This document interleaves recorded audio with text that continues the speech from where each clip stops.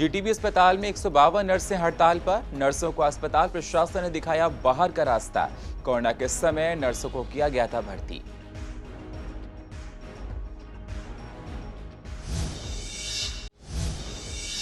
स्कूली बच्चे के पेरेंट्स को भी महंगाई का झटका। स्कूल के ड्राइवर्स ने बढ़ाया किराया।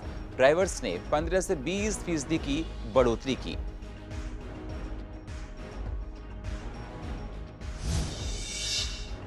कबाड़ी और रद्दी के दामों में भारी उछाल। रद्दी 12 रुपए से बढ़कर हुई 20 रुपए किलो।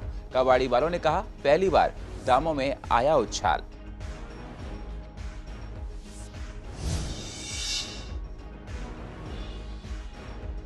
शादरा के स्पेशल स्टाफ ने गौ तस्करों को धर दबोचा। होंडा सिटी कार में गौवंश के मिले थे अवशेष। पुलिस ने गौ तस्करी करने वाले और भी 5 लोगों को किया गिरफ्तार।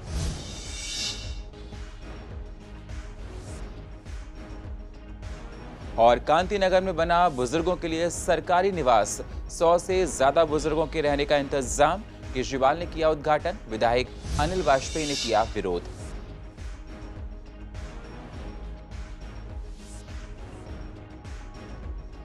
नमस्कार, स्वागत है आप सभी का सीसीएन में। मैं हूं आपके साथ सुनील चौहान और आप देख रहे हैं पूर्व दिल्ली खास। अब होते हैं रूबरू पूर्व दिल्ली की अहम खबरों के साथ। पूर्व दिल्ली के जीटीबी अस्पताल में कुल 152 नर्सों ने हड़ताल की है। दरअसल पैरामेडिकल स्टाफ और नर्सों को कोरोना के समय भर्ती किया गया था, लेकिन अब जैसे जैसे कोरोना के केस कम होने लगे हैं वैसे ही नर्सों को अस्पताल से बाहर का रास्ता दिखा दिया गया। नर्सों का स्टाफ 31 मार्च के बाद से घर पर है। साथ ही नर्सों का कहना है कि अब कोरोना के केस कम हैं तो अब इस स्टाफ की जरूरत नहीं है। ये अस्पताल प्रशासन ने हमें जानकारी दी है, जिससे हमें अस्पताल से निकाल दिया गया है। एक तरफ कोरोना के समय हमारा फूलों से स्वागत किया गया, वहीं अब हमें अस्पताल से बाहर करके बेरोजगार कर दिया गया है। पहले हमें यहाँ के एमडी ने बोला था कि आपका एक्सटेंशन आ गया है, बट रिटर्न में नहीं है, वर्बली आया है। तो जैसे ही आ जाता रिटर्न में हम आपको दोबारा रिज्वाइनिंग करा देंगे। बट ये सिर्फ उन्होंने थोड़े टाइम पीरियड के लिए बोला था। बट अगर हमने 2-3 दिन पहले अगेन उनसे पूछा तो उन्होंने क्लियरली साफ शब्दों में हमें मना कर दिया कि ना इस हॉस्पिटल में कोई वैकेंसी है आप लोगों के लिए, ना यहाँ पर आपका कोई एक्सटेंशन आया, ना ही मैं आगे रिक्वायरमेंट ये लिख कर भेजूँगा कि मेरे को मेरे हॉस्पिटल में ज़रूरत है। उन्होंने ये साफ क्लियर वर्ड्स में हमें मना कर दिया है। ये हमें काफ़ी 15 दिन हो गए हैं, क्योंकि 31 तारीख को लास्ट हमारा था और अभी एक्सटेंशन इन्होंने बोला कि रिन्यू हो गया, बट अभी तक नहीं आया है। और अभी ये जब तक हमारी मांगें पूरी नहीं हो जाती तो ये प्रोटेस्ट चलता रहेगा। और हमारी यही है कि जीटीबी और गवर्नमेंट से कि हम लोगों को कंटिन्यू किया जाए, हमारी ड्यूटी जो है हमें वो वापस दी जाए। हम लोग वही हैं जिनको पहले ये लोग भगवान का दर्जा दे रहे थे और आज इस तरीके से हमारे साथ व्यवहार हो रहा है। ये तो दिल्ली सरकार को सोचना चाहिए, ये तो जो स्वास्थ्य विभाग से रिलेटेड हैं लोग सारे, उनको सोचना चाहिए। ठीक है, ये मोदी जी को सोचना चाहिए, क्योंकि उन्होंने कहा था कि जिसने आई थिंक 100 डेज अगर कंप्लीट कर लिए कोविड में तो उसके लिए कुछ ना कुछ फर्स्ट प्रायोरिटी दी जाएगी। हमारे लिए फर्स्ट प्रायोरिटी तो छोड़ो, हमें तो प्रॉपरली बिठा दिया है कि आपके लिए कुछ भी नहीं है। अब बताइए, सबके बच्चे हैं, किसी का 1.5 महीने का बच्चा है, सब अपने बच्चों को छोड़ कर यहाँ पर आ रहे हैं। सबकी घर गृहस्थी है, किसी के फादर बीमार हैं, किसी की दवाइयाँ चल रही हैं, किसी का कुछ चल रहा है, लेकिन सब यहाँ पर आ रहे हैं, सब परेशान हैं। सीएम अरविंद केजरीवाल ने मंगलवार को कांति नगर में बाबा साहेब डॉक्टर भीमराव अंबेडकर के नाम पर बने वरिष्ठ नागरिक निवास का लोकार्पण किया। लोकार्पण के बाद सीएम ने अधिकारियों के साथ भवन का निरीक्षण किया। उन्होंने वहां बन रहे खाने का स्वाद चखा और वह रिक्रिएशन रूम, हेल्थ सेंटर और उन कमरों में भी गए जहां बुजुर्गों को रखा जाएगा। इस दौरान उनके साथ समाज कल्याण मंत्री राजेंद्र पाल गौतम भी मौजूद रहे। इस बिल्डिंग में 117 कमरे हैं, इनमें से 81 कमरे पुरुषों के लिए और 36 महिलाओं के लिए हैं। बुजुर्गों के लिए कैरम बोर्ड समेत कई और खेलों के साधन मौजूद हैं। 2 लिफ्ट लगी हैं ताकि बुजुर्गों को कोई परेशानी ना हो। इसके साथ ही यहाँ हल्के फुल्के व्यायाम के साथ रूटीन मेडिकल चेकअप के लिए भी सुविधा उपलब्ध है। इस दौरान सीएम अरविंद केजरीवाल ने लोगों को संबोधित भी किया।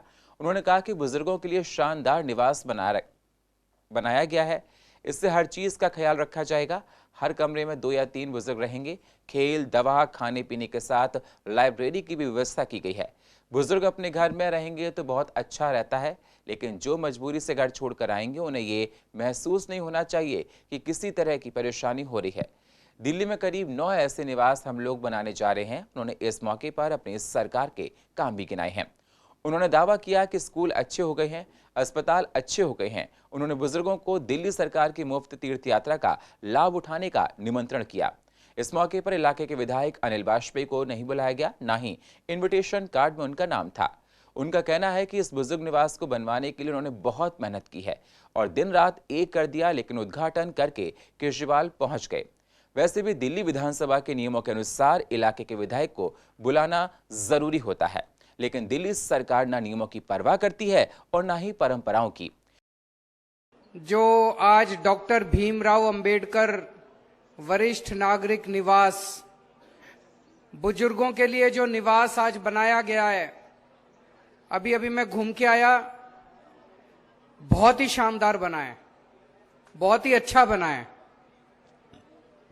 हर चीज का इसमें ख्याल रखा है, कैसे रहेंगे। ऐसा नहीं कि सबको एक एक कमरे में कईयों को ठूस दिया। एक कमरे में या तो 2 रहेंगे या 3 रहेंगे। बड़े बड़े कमरे हैं, अटैच टॉयलेट बाथरूम है, खेलने की सुविधा है, दवाइयों की सुविधा है, डॉक्टर की सुविधा है, फिजियोथेरेपी की सुविधा है, अच्छा खाना है, लाइब्रेरी है, सारी चीजों का ध्यान रखा है। मैं समझता हूं जितने भी जो भी बुजुर्ग यहाँ पे आके रहेंगे, उनको सब किस्म की, वैसे तो अगर अपने घर में ही रहें तो और बहुत अच्छा रहता है, घर जैसी व्यवस्था तो कहीं नहीं मिल सकती। लेकिन हमने कोशिश ये की है भाई, जो अपना घर छोड़ के आके जिनको मजबूरी में यहाँ रहना पड़ेगा, उनको ये ना महसूस हो कि हम घर छोड़ के आए हैं, हमारे को पूरी सुविधा नहीं मिल रही। आज अगर मुख्यमंत्री और उनके मंत्री ये कह दें कि इसमें मेरा हाथ नहीं है, या वो राजनीति से रिजाइन कर दे या मैं कर दूंगा। जब विधानसभा हमने बनवाया है और दिल्ली विधानसभा का प्रोटोकॉल है और दिल्ली विधानसभा में प्रस्ताव पारित है, कोई मुख्यमंत्री, कोई मंत्री और विधायक किसी भी दल का हो, ये प्रोटोकॉल है, उसको बुलाएगा। तो आज उन्होंने प्रोटोकॉल का उल्लंघन किया है, इसलिए हम केजरीवाल को बताने आए हैं तुम डेमोक्रेसी की बात करते हो और ये लोकतंत्र की हत्या है, इसलिए हम लोग प्रोटेस्ट करने के लिए आए हैं। अगर कभी भी एमसीडी में भी कार्यक्रम होता है तो मेयर अगर कहीं जाते हैं तो चाहे वहाँ पे विपक्ष का पार्षद ही क्यों ना हो, उन्हें बुलाया जाता है। ऐसे ही अगर हमारे पीएम भी कहीं जाते हैं और वहाँ पे विपक्ष का सीएम क्यों ना हो, उन्हें भी बुलाया जाता है। यहाँ के सीएम ऐसा लगता है कि वो सिर्फ एक पार्टी से बन के रह गए हैं। यहाँ पे जो कार्यक्रम हुआ उसमें ना तो विधायक को बुलाया गया, ना पार्षद को बुलाया गया। दिल्ली में बच्चों के स्कूल खुलने से स्टूडेंट्स और पेरेंट्स खुश नजर आ रहे हैं, तो वहीं दूसरी तरफ पेरेंट्स को महंगाई का सामना भी करना पड़ रहा है।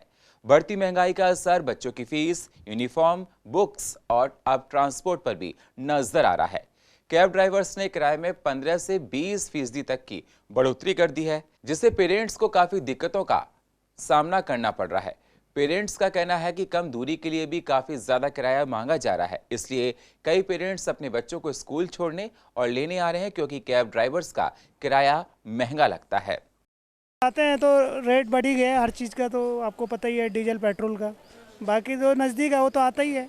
नहीं, पेरेंट्स तो करता ही है मैम, उनको तो अगर दूर होगा तो उनको तो अपने बच्चे को बोलना ही है। महंगा तो लगेगा ही मैम, जब हर चीज़ बढ़ गई है तो महंगा तो लगेगा ही। डीजल बढ़ गया तो खुद ही रेट भी बढ़ ही जाएगा इसका।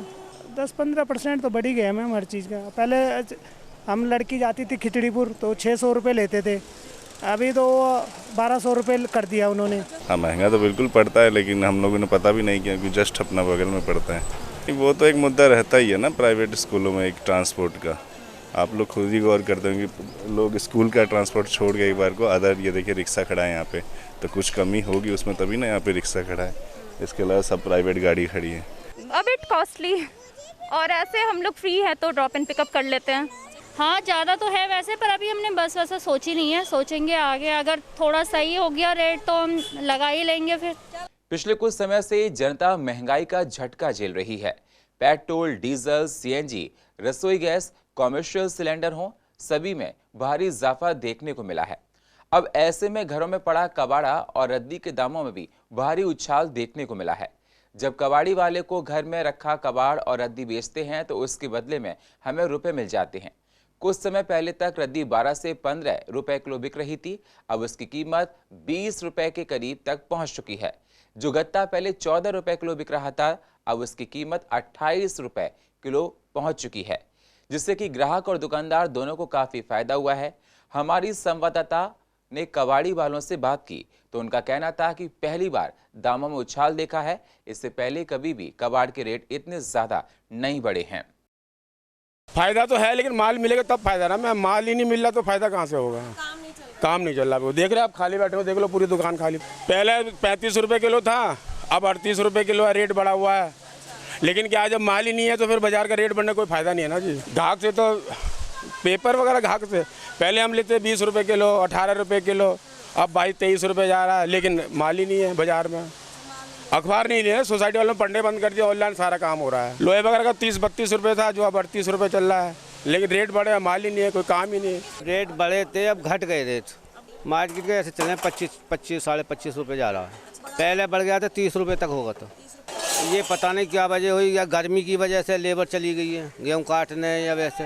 हाँ, उसको फ़ायदा 24 रुपये 23 रुपये ले रहे हैं, साढ़े 23 रुपये ले रहे हैं। हाँ, ये भी गत्ता प्लास्टिक भी बढ़े थे, ये भी घट गए। गर्मी की वजह से घटे, लोग खेत काटने चले गए ना गाँव में, और लेबर चली गई। लेबर के पीछे काम। प्लास्टिक ले रहे हैं 20 रुपये, और गत्ता भी 20 रुपये ले रहे हैं, 20-21 रुपये। हाँ, तो ये तो हाँ पहली बार हुआ जी, ये तो अपने होश में तो पहली बार हुआ। वही प्लास्टिक का 15-16 रुपये, और गत्ते का तो 10-12 यही रेट है। सब चीज़ों पर रेट बढ़े हैं, जैसे कि लोहे पे, पीतल पे, सिल्वर, सब पे रेट बढ़े हैं। 2 सब पे गिर रहे हैं रेट। लोहे का 50 रुपये तक रहा था, फिर से 35-38 तक रह गया है। पहले रहता था 20 रुपये, 22 रुपये, कभी 15 रुपये, कभी 18 रुपये।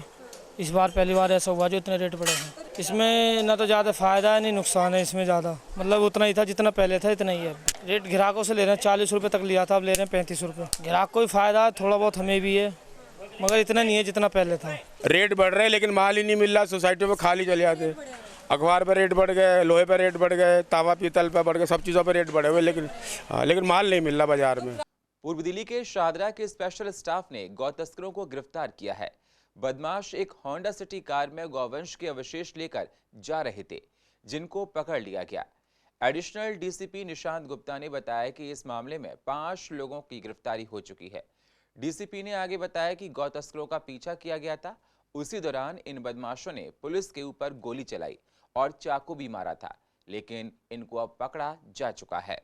10-11 तारीख की रात को नॉर्थ ईस्ट के एरिया से कुछ गायों को उठाया गया था, जिसके ऊपर स्पेशल स्टाफ की टीम काम कर रही थी। पता चला कि वहीं शास्त्री पार्क के एरिया में एक हाउस स्लॉटरिंग हुई थी, और हमारे पास इन्फॉर्मेशन थी कि इस जो गाय के अवशेष हैं इनको ट्रांसपोर्ट किया जाएगा। स्पेशल स्टाफ के पास इन्फॉर्मेशन थी कि कुछ गौ तस्कर कुछ गाय के अवशेष लेके यहाँ से जा रहे हैं।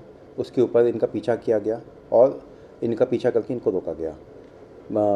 रोकने पे 5 आरोपियों को पकड़ा गया है। इन्होंने एक पिस्टल से फायर करने की कोशिश करी, जो कि मिसफायर हो गया, और इन्होंने एक सब इंस्पेक्टर को चाकू से हमला किया, जो उसके दाहिने हाथ में चोट लगी है।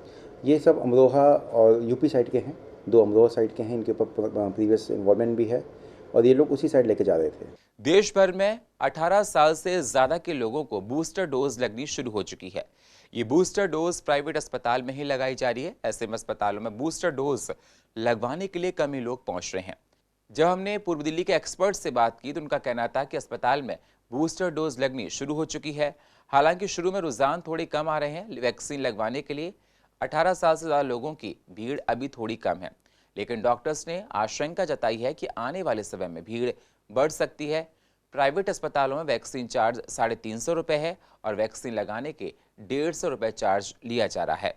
18 साल के ऊपर में बूस्टर लगेगी, उसमें जो इसके स्प्रेड हो रहा है कोविड का, उसको कंट्रोल करने में सहायक होगी। क्योंकि जैसा कि आप और हम सब लोग जानते हैं कि कोई भी वैक्सीन जब भी लगती है कोविड की, वो 7 से 8 महीने तक उसका असर रहता है एंटीबॉडीज़ का, और उसके बाद वो असर कम होने लगता है। हालांकि जो एंटीबॉडीज़ के अलावा सेलुलर इम्यूनिटी है वो रहती है, लेकिन बाय एंड लार्ज 7-8 महीने बाद बूस्टर डोज लगना चाहिए। और ये इसलिए ज़रूरी है कि जो कि देश की करीब 60% जनता 18 साल के ऊपर की है, उसको ये वैक्सीन लगने से इसके फैलाव में आगे कंट्रोल में, कोविड के कंट्रोल में मदद मिलेगी। सर, रिस्पांस कैसा आ रहा है वैक्सीनेशन का? आज पहला दिन रहा है, वैसे तो देखिए अभी तो बहुत कम रिस्पांस आ रहा है। जैसे कि आपने देखा हो कल पूरे दिल्ली में करीब 10,000 से ज़्यादा नहीं लगे वैक्सीन, तो निश्चित रूप से अभी उतना असर नहीं आ रहा है जितना आना चाहिए। लेकिन धीरे धीरे जैसे जैसे आगे और लोगों में अवेयरनेस बढ़ेगी, जैसे आपके माध्यम से बढ़ेगी और जनता के माध्यम से बढ़ेगी। पूर्व दिल्ली में सड़कों की स्थिति बदहाल बनी हुई है। बदहाल सड़कों पर गाड़ियां चलाना दूर की बात, पैदल चलना मुश्किल हो रहा है। पूर्व दिल्ली की हर सड़क खुदी हुई है। कृष्णा नगर से खुरेजी की तरफ जाने वाली सड़क पर काफी समय पहले पाइपलाइन का काम किया गया था, लेकिन उसके बाद उसे रिपेयर नहीं किया गया, जिससे सड़क पर धूल उड़ती है और आने जाने वाले लोग प्रदूषण का सामना करते हैं और गाड़ियों पर भी धूल की मोटी परत चढ़ जाती है। लेकिन प्रशासन की अनदेखी साफ तौर पर देखी जा रही है कि पिछले 2 महीने से आप पीछे देख रहे हैं कि 2 महीने में यहाँ से पाइपलाइन वगैरह के कहा गया तक डल रही है। यहाँ के विधायक जो स्थानीय विधायक एस के बग्गा जी द्वारा, लेकिन उसका हाल ये है कि आज 2 महीने से यहाँ के लोग जनता है, ये सामने हमारे हिंदू कॉलोनी है, यहाँ सामने मुस्लिम कॉलोनी है, और दोनों ही समुदाय तकरीबन 2 महीने से सिर्फ धूल मिट्टी फाँक रहे हैं। और यहाँ इतना बुरा हाल है कि जो जिनको दमे की शिकायत है, चाहे वो औरत हैं या बच्चे हैं, उनका बहुत बुरा हाल है। आए दिन यहाँ डॉक्टर की भीड़ लगी रहती है। सिर्फ ये 100 मीटर 200 मीटर का एरिया जो ऐसा है, यहाँ के लोग इसमें साथ खड़े हुए हैं, स्थानीय निवासी सारे। सांस लेने में दिक्कत है, चलने में दिक्कत है, और आँखों की परेशानी, सब परेशानी है। कोई एक अच्छा मजे की बात ये है, खाली सड़क पे तो ये गाड़ी भेज देंगे हैं, लेकिन अब इसको 2 महीने हो गए, कोई इन्होंने कुछ फैसिलिटी प्रोवाइड नहीं की है। सारे बंदे परेशान हैं, पूरी मार्केट परेशान है। यहाँ पे कोई भी बंदा 5 मिनट के लिए भी अपने यहाँ पे खड़ा नहीं हो सकता है। कोई बंदा ऐसा नहीं है जो यहाँ पे आके एक बारी भी देखे भाई कुछ कहाँ भी क्या प्रॉब्लम है। वैसे कंस्ट्रक्शन साइडें बंद कर दी जाती हैं, भाई पोल्यूशन की वजह से पोल्यूशन हो रहा है, सारी कंस्ट्रक्शन बंद कर दी जाती है। तो ये पोल्यूशन को भी देखा जाए, इस पर भी यहाँ पे नज़र मारी जाए कि गाड़ी भेजना ये कोई सोल्यूशन नहीं है। सोल्यूशन तो ये है कि जिस चीज़ को तुमने तोड़ा है उसको रिपेयर करा जाए। इस टाइम हमारे मोहल्ले के बच्चे आधे से ज़्यादा कितने हॉस्पिटल में हैं, हॉस्पिटल में दवाइयाँ ले रहे हैं, डॉक्टरों के दवाइयाँ ले रहे हैं, सबके इन्फेक्शन के हमारे चेहरे ख़राब हो चुके हैं। बग्गा जी के पास मैं खुद 5-6 बार गया हूँ, फ़ोन पे फ़ोन करते हैं, आश्वासन पूरा है कि हाँ हो जाएगा काम। ये तकरीबन 1-1.25 महीना हो गया से टूटे हुए। फ़ोन पे कहते हैं हम वहाँ हैं, वहाँ बिजी है, बिजी होने का हम जब बिजली टैक्स भी ले जाता है, रोड टैक्स भी देते हैं, उसके बाद हमारा काम नहीं होता। बोटिंग का नंबर आने वाला भी महीने 2 महीने बाद कहेंगे लो जी हमारे को वोट दो, हम तुम्हारे साथ हैं। साथ कोई नहीं खड़ा, पीछे से तलवार चला देते हैं। माँ काम ही नहीं करते सरकार, हमारी दिल्ली सरकार करे। अगर कोई हम ट्रैफिक जाम करते हैं या कोई और काम करते हैं तो हमारा काम ही नहीं करते वो काम, और काम नहीं बोलो फिर उसकी धमकी दे देते तुम हमारे साथ क्या करोगे, ये है वो, दुनिया भर की बात है। आज बहुत दुख की बात है कि केजरीवाल जी कहते हैं कि हम जितना काम कर रहे हैं, ये कर रहे हैं, वो कर रहे हैं। आज दिल्ली में इतना पोल्यूशन इतना बढ़ चुका है, उसके ऊपर कोई ध्यान नहीं दे रहा। ये जो सड़क पे मिट्टी इतनी 1.5-2 महीने से हो रही है, ये देखो गाड़ियाँ जा रही हैं, इनके ऊपर डस्ट कितनी है, इतनी डस्ट उनके ऊपर है, बंदों के अंदर कितनी डस्ट जा रही है, ये लोग बीमार हो रहे हैं, सांस की दिक्कत है, कुछ है। जी मैडम 2 महीना हो गया जब से सड़क खुदी है, ना तो हम खाने से रहे ना कमाने से रहे, और सांस की बीमारी अलग हो गई, दमा की बीमारी अलग हो गई। अगर कुछ खाते तो मुंह में नवाला तलक के नहीं जाता। हम इतना दुखी हो गए, रोटी कमाने खाने से तो बचे, दवाई तलक के पैसे नहीं है हमारे पास। पूर्व दिल्ली के विवेक विहार के एक प्राइवेट स्कूल में मॉक ड्रिल करके बच्चों को बताया गया कि अगर कहीं आग लगी जाए तो आग पर कैसे काबू पाया जाए। स्कूल के टीचर्स ने बच्चों को आपातकालीन स्थिति में किस तरीके से बचाव हो उसके लिए बताया है कि आग पर मिट्टी से कैसे काबू पाया जा सकता है। साथ ही गीले कपड़े से भी आग को बुझाया जाता है। स्कूल प्रशासन की तरफ से बच्चों को डेमो देकर समझाया गया। स्कूल के टीचर्स का क्या कहना है इस पर आइए आपको सुनाते हैं। देखिए, ये जैसे कि हम देख रहे हैं कि ग्लोबल वार्मिंग की वजह से बहुत टेम्परेचर आगे बढ़ रहा है और पैंडेमिक की वजह से सबकी परिस्थितियाँ अजीब सी हो रही हैं। अक्सर देखा जाता है कि जैसे टेम्परेचर बढ़ता तो आगजनी कहीं ना कहीं हो जाती है और हम वेट करते हैं दमकल की। तो मेरा उद्देश्य है कि हर बच्चे को ये ट्रेनिंग मिलनी चाहिए, हर टीचर को मिलनी चाहिए। घर तो घर है, लेकिन यदि स्कूल में ऐसा होता है तो कैसे हम अपने आप को बचाएंगे, उसके लिए मैं समय समय पर फायर की आपकी वर्कशॉप करती रहती हूँ। हाई टेम्परेचर्स बहुत सारी सिचुएशंस क्रिएट करते हैं जी, बहुत ज़्यादा केसेस होते हैं आग लगने के, कहीं पर भी ये इंसिडेंट हो सकता है।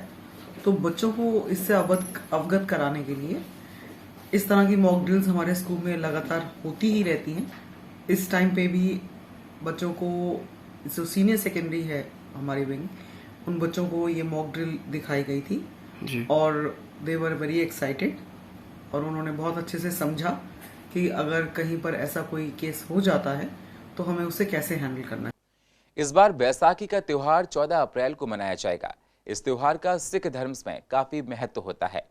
कोरोना आने के बाद से किसी भी त्योहार को ठीक से नहीं मनाया गया, लेकिन अब कोरोना के मामले काफी हद तक कम हो चुके हैं। तो पूर्व दिल्ली के सिख समुदाय ने खुशी जाहिर की है और बताया कि इस बार लंबे समय के बाद ये मौका आया है जब हम बैसाखी का त्योहार मनाएंगे। ऐसे में लोगों में उत्साह देखा जा रहा है। उन्होंने कहा कि इस बार ये पर्व जमकर मनाएंगे।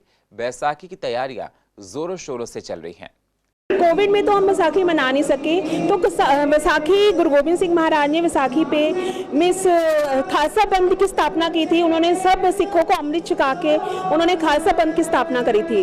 और बैसाखी के दिन जो फसलें भी पक जाती हैं और किसान बहुत खुश होते हैं, और हर गुरुद्वारे में लंगर होते हैं, कीर्तन होते हैं, सुबह से लेके ही शुरू हो जाती है। एक दिन पहले ही रात को लोग सेवा करने आ जाते हैं, क्योंकि उन्होंने पालकी साहब पे इस फूलों से सजाते हैं और अलग अलग तरीके से उनको सजाते हैं। ये ऐसा है जी, वो गुरु गोबिंद सिंह जी ने बैसाखी का ये पर्व है, उसमें अमृत छकाया था गुरु गोबिंद सिंह जी ने, तो ये बैसाखी का पर्व मनाया जाता है। और इसलिए फसलें भी पक जाती हैं और सारे सिख समुदाय, जितना भी सिख समुदाय है, सारा खुशी से झूम उठता है, सारा हर्ष में रहता है। पिछले काफ़ी टाइम से ये जो कोविड का टाइम चल रहा था उसमें थोड़ी परेशानी थी, थोड़ा कम हो गया था, लेकिन अब जो है कोविड ख़त्म हो चुका है, इसलिए दोबारा से सिख जो हैं वो अपने जोश खरोश से ये पर्व मनाया जा रहा है। पिछले 2-3 बार से जो कोरोना ने कहर मचाया हुआ था दिल्ली में, उस वजह से गुरुद्वारे में आते भी तो बड़ा संभल के आते थे और बड़े लिमिटेड नंबर में आते थे। ऑफिशियली भी अलाउड नहीं था गुरुद्वारे में कोई कांग्रीगेशन इस तरह से करना, तो इस बार अलाउड है, तो लोग बड़े खुश हैं, उत्साह से मनाना चाह रहे हैं, सजावट हो रही है।